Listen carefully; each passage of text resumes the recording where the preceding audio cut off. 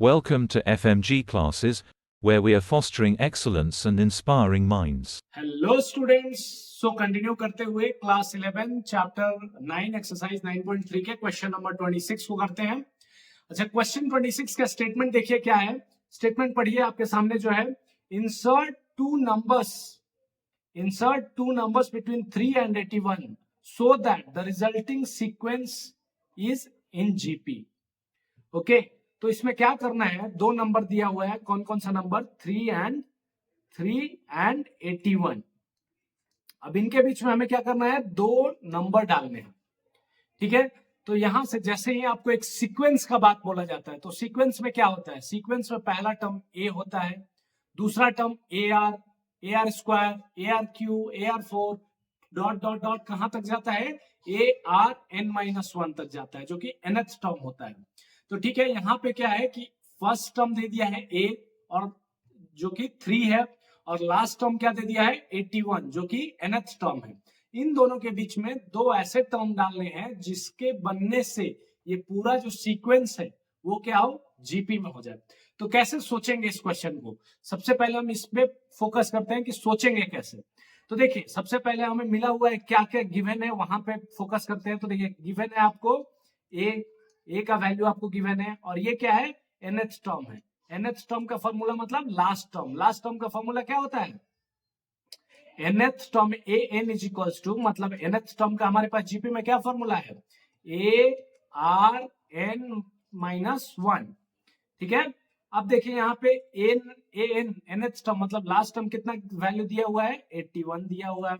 तो 81 is equals to ए कितना है, फर्स्ट टर्म आपको 3 ऑलरेडी दे दिया है कि 3 और 81 के बीच में, तो 3 आपका क्या रहेगा, पहला टर्म रहेगा। आर का वैल्यू हमें नहीं पता है। अच्छा, एन क्या होगा यहाँ पे, तो पहला टर्म 3 है, आखिरी टर्म 81 है, और आपको उसके बीच में दो और टर्म डालने हैं। तो दो जो टर्म डालने हैं वो प्लस फर्स्ट टर्म और लास्ट टर्म दोनों का जो वैल्यू दिया हुआ है, तो टोटल कितने टर्म हो गए आपके पास, 4 टर्म हो गए। तो 4 टर्म का वैल्यू, एन का वैल्यू आपके पास यहाँ पे क्या मिल गया, 4 माइनस 1। तो 81 is equals to 3 into R to the power 3। अच्छा, 3 से ये कितने बार में जाएगा, 27 टाइम्स में। तो 27 is equals to R to the power 3। और आपको पता है कि 3 into 3 is equals to R cube, 27 ये हो जाता है। तो यहां से हमें क्या मिल गया, यहां से हमें आर का वैल्यू मिल गया। आर का वैल्यू हमें कितना मिल गया, आर इज इक्वल्स टू 3 मिल गया। अब जब हमारे पास आर का वैल्यू मिल गया 3, हमारे पास ए का वैल्यू गिवन है 3, तो क्या दूसरा टर्म, सेकेंड टर्म हम क्या लिखते हैं, कोई भी जब हम जीपी बनाते हैं उसमें क्या लिखते हैं, पहला टर्म लिखते हैं। जब भी हम जीपी बनाते हैं तो उसमें क्या रखता है, पहला टर्म हमारे पास ए, दूसरा टर्म ए आर, तीसरा टर्म ए आर स्क्वायर, और चौथा टर्म यहाँ पे इन दिस केस 81 दिया हुआ है, और ए का वैल्यू 3 दिया हुआ है। तो हमारे पास ए आर और ए आर स्क्वायर का वैल्यू हमें फाइंड आउट करना है। तो यहां से देखिए, आर का वैल्यू हमें मिल गया है, ए का वैल्यू हमें मिल गया है, ए कितना है, 3 है।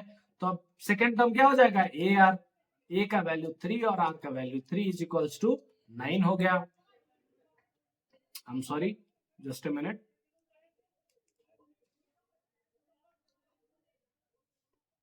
ठीक है, तो a इंटू ए का वैल्यू क्या हो गया, 9 हो गया यहाँ पे। ठीक है, और ए आर स्क्वायर, थर्ड टर्म क्या होगा, ए आर स्क्वायर, जिसका वैल्यू हमारे पास क्या आएगा, 3 इंटू आर स्क्वायर मतलब 3 का स्क्वायर। तो 3 इंटू 3 स्क्वायर क्या हो जाएगा, 27। सो अब बताइए, क्या आपके पास फाइनली आपके पास पूरा का पूरा सीक्वेंस है।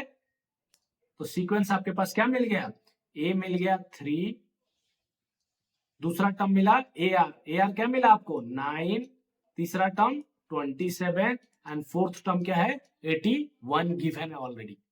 तो इस तरह से आपका जो 3, 9, 27, 81 जो है वो क्या है, एक जीपी में है। समझ में आया।